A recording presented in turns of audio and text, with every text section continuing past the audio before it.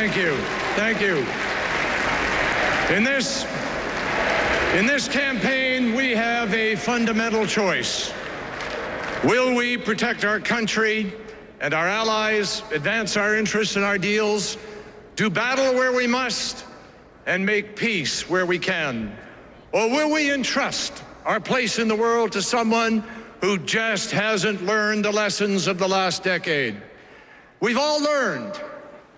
Mitt Romney doesn't know much about foreign policy, but he has all these neocon advisors who know all the wrong things about foreign policy. He would rely on them. After all, he's the great outsourcer. But I say to you, this is not the time to outsource the job of commander-in-chief. Our opponents like to talk about American exceptionalism, but all they do is talk. They forget that we are exceptional not because we say we are, but because we do exceptional things. We break out of the Great Depression, win 2 world wars, save lives fighting AIDS, pull people out of poverty, defend freedom, go to the moon, and produce exceptional people who even give their lives for civil rights and for human rights. Despite what you heard in Tampa, an exceptional country does care about the rise of the oceans and the future of the planet. That is a responsibility. That is a responsibility from the scriptures. And that too is a responsibility of the leader of the free world. The only thing exceptional about today's Republicans is that, almost without exception, they oppose everything that has made America exceptional in the first place. An exceptional nation demands exceptional leadership. It demands the leadership of an exceptional president. And my fellow Americans, that president is Barack Obama. Now just measure the disaster and disarray that he inherited. A war of choice in Iraq had become a war without end, and a war of necessity in Afghanistan had become a war of neglect. Our alliances were shredded. Our moral authority was in tatters. America was isolated in the world. Our military was stretched to the breaking point. Iran marching towards a nuclear weapon unchecked, and Osama bin Laden was still plotting. It took President Obama to make America lead like America again. It took President Obama to restore our moral authority. It took President Obama to ban torture. The president understands that our values don't limit our power, they magnify it. He showed that global leadership is a strategic imperative for America, not a favor that we do to other countries. And President Obama kept his promises. He promised to end the war in Iraq, and he has, and our heroes have come home. He promised to end the war in Afghanistan responsibly, and he is, and our heroes are coming home. He promised to focus like a laser on Al-Qaeda, and he has. And our forces have eliminated more of its leadership in the last 3 years than in all the 8 years that came before. And after more than 10 years without justice for thousands of Americans murdered on 9/11, after Mitt Romney said it would be naive to go into Pakistan to pursue the terrorists, it took President Obama, against the advice of many, to give that order and finally rid this earth of Osama bin Laden.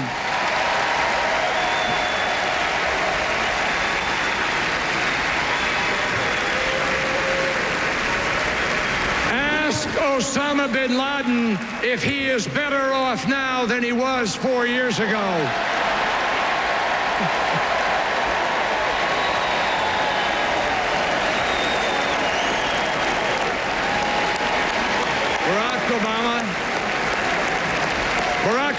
Obama promised always to stand with Israel, to tighten sanctions on Iran, and take nothing off the table.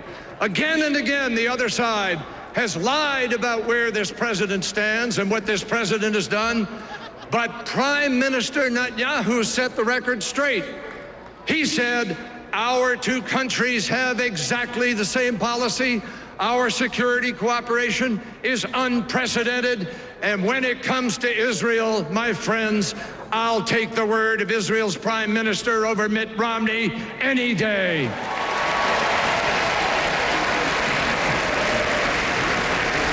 President Obama promised to work with Russia to reduce the threat of nuclear weapons and signed an historic treaty that does just that.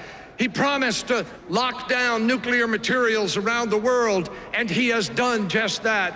He refused to accept the false choice between force without diplomacy and diplomacy without force.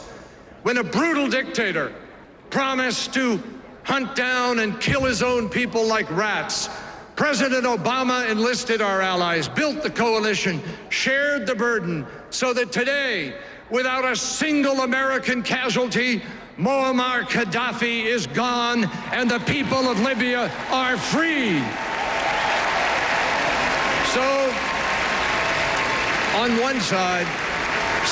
one side of this campaign, we have a president who has made America lead like America again. And what is there on the other side? An extreme and expedient candidate who lacks the judgment and the vision so vital for the Oval Office, the most inexperienced foreign policy twosome to run for president and vice president in decades. You know, it isn't fair. It isn't fair to say that Mitt Romney doesn't have a position on Afghanistan. He has every position. He was against setting a date for withdrawal. Then he said it was right. And then he left the impression that maybe it was wrong to leave this soon. He said it was tragic to leave Iraq. And then he said it was fine. He said we should have intervened in Libya sooner. Then he ran down a hallway to run away from the reporters who were asking questions. Then he said the intervention was too aggressive. And then he said the world was a better place because the intervention succeeded. Talk about being for it before you were against it.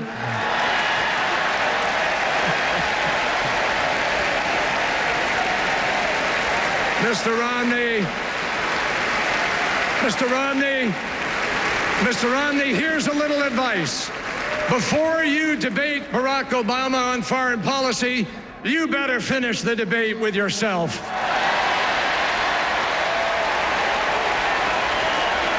Now,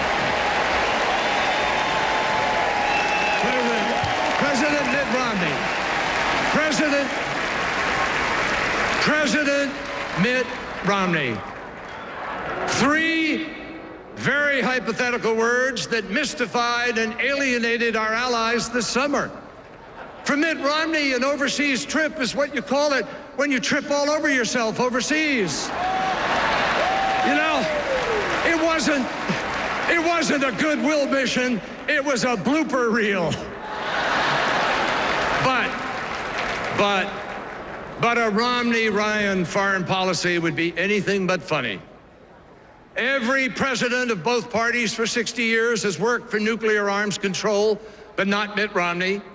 Republican secretaries of state, from Kissinger to Baker, Powell to Rice, President Bush, 71 United States senators all supported President Obama's New START treaty, but not Mitt Romney. He's even blurted out the preposterous notion that Russia is our #1 geopolitical foe. Folks, Sarah Palin said she could see Russia from Alaska. Mitt Romney talks like he's only seen Russia by watching Rocky IV. I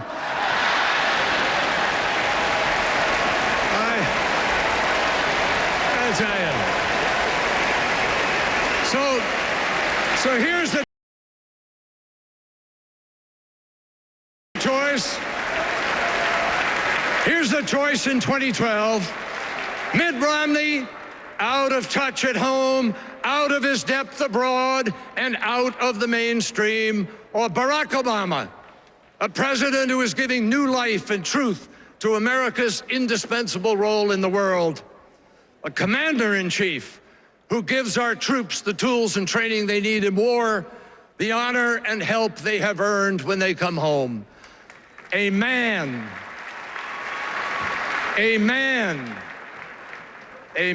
who will never ask other men and women to fight a war without a plan to win the peace.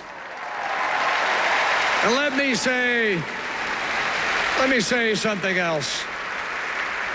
Let me say something else. No nominee for president should ever fail in the midst of a war to pay tribute to our troops overseas in his acceptance speech. Mitt Romney was talking about America. They are on the front lines every day defending America, and they deserve our thanks.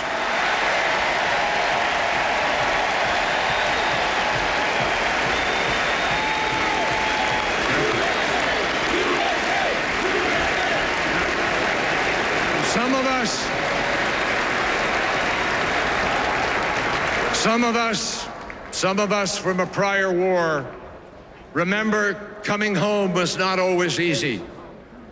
President Obama has made it his mission that we welcome our troops home with care and concern and the respect they deserve.